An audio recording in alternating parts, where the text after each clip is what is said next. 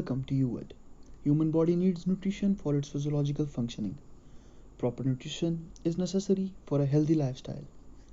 This nutrition is obtained from the food we eat. There are three primary sources of nutrition for the body, which are carbohydrates, proteins, and lipids. Today we will be focusing on carbohydrates. Carbohydrates are simple sugars which we take in our food. Grains and potatoes contain high concentrations of carbohydrates. Carbohydrates can be simple as well as complex. Are classified as monosaccharides, which contain one single sugar. Disaccharides have two sugar molecules, and sucrose is an example. Oligosaccharides can be between 3 to 9 simple sugars. Maltodextrose is an example, and polysaccharides contain more than 9 simple sugars.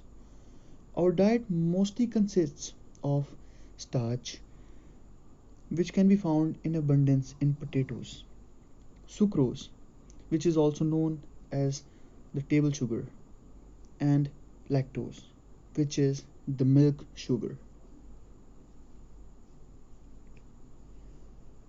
Enzymes for carbohydrate digestion are of two types, amylases and disaccharidases.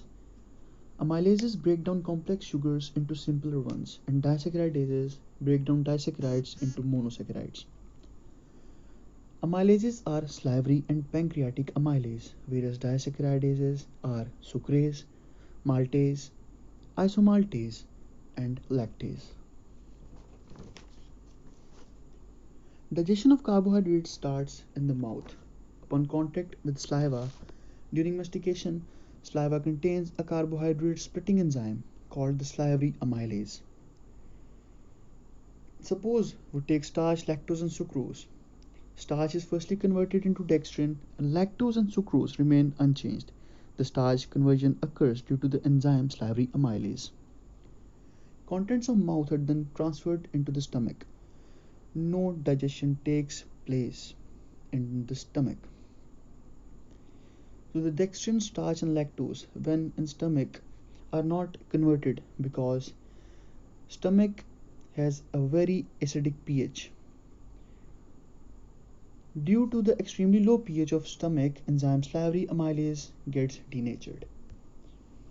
However, some sucrose is converted into glucose and fructose by the action of hydrochloric acid.